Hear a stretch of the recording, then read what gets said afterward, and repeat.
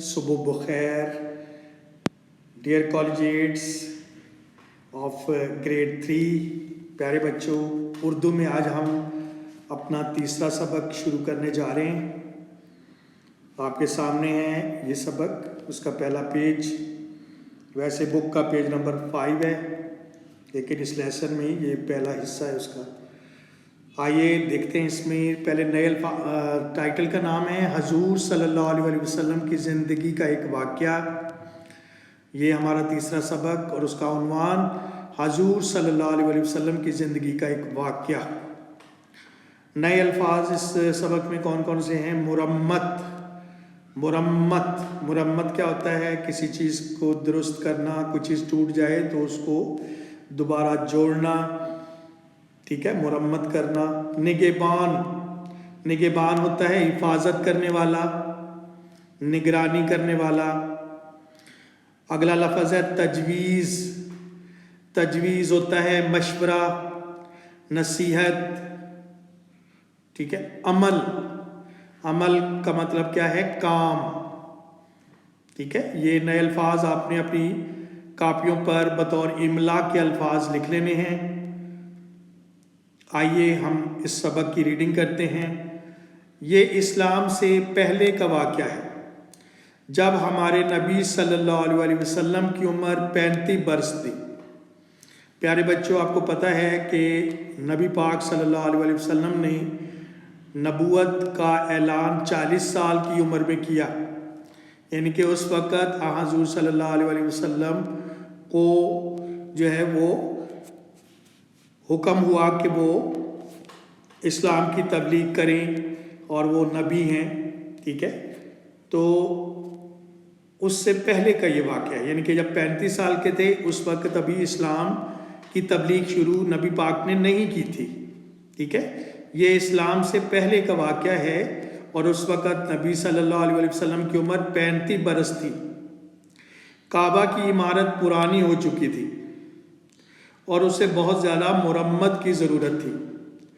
کعبہ اسلام سے پہلے بھی قوموں میں حضرت ابراہیم علیہ السلام نے کیونکہ اسے تعمیر کیا تھا اپنے بیٹے حضرت اسماعیل کی مدد سے، اللہ کے حکم سے، تو کئی قوموں میں یہ معتبر رہا، ٹھیک ہے۔ مکہ میں یہ ایک معتبر مقام تھا۔ بے شک اسلام ابھی نہیں آیا تھا، لیکن اس کے باوجود کیونکہ انبیاء نے اسے تعمیر کیا تھا، 2 انبیاء نے، اور بعد والے انبیاء نے بھی اس کا خیال رکھا، تو اس وجہ سے کعبہ جو ہے نا وہ محترم تھا اور اس کی عمارت پرانی ہو چکی تھی اور اسے مرمت کی ضرورت تھی۔ قریش کعبہ کے نگہبان تھے اور اس دور میں یہ کعبہ مکہ میں قریش کے انڈر تھا، قریش اس کی نگرانی اور اس کی دیکھ بھال کرتے تھے۔ لہٰذا یہ فیصلہ ہوا کہ کعبہ کی عمارت دوبارہ تعمیر ہوگی۔ چنانچہ قریش کے قبیلے میں یہ فیصلہ ہوا کہ کعبہ کو گرا کے اسے دوبارہ تعمیر کیا جائے، اور یہ کام قریش کے قبیلے آپس میں بانٹ لیں گے۔ اور کیونکہ کعبہ ایک محترم جگہ تھی، ایک محترم پلیس تھی، تو اس لیے تمام لوگ چاہتے تھے، تمام قبیلے چاہتے تھے کہ ان کا حصہ ہو۔ اس لیے لڑائی سے بچنے کے لیے یہی فیصلہ ہوا کہ کعبہ کی تعمیر میں جو جو کام ہوں گے وہ قریش کے قبیلے آپس میں بانٹ لیں گے۔ کوئی اینٹیں لے کے آئے گا، کوئی گارا بنائے گا، کوئی اس کو لگائے گا، وغیرہ وغیرہ، مختلف کام ہوتے ہیں کوئی بھی عمارت بنانے کے لیے، تو انہوں نے آپس میں بانٹ لیے۔ جب تعمیر کا کام مکمل ہو گیا تو سوال اٹھا کہ حجر اسود کو اس کی جگہ پر کون رکھے گا۔ حجر اسود جو ہے یہ سیاہ رنگ کا ایک پتھر ہے جو اللہ تعالیٰ کی طرف سے آسمان سے یعنی کہ اترا تھا اور اس کو جو ہے کعبہ کے ساتھ جوڑا گیا تھا۔ اب دوبارہ جب کعبہ کو گرایا گیا تو اس کی تعمیر کے بعد اس حجر اسود کو بھی تو لگانا تھا، تو یہ سوال پیدا ہوا کہ اس کو کون رکھے اپنے اس کے مقام پر، اس کی جگہ پر۔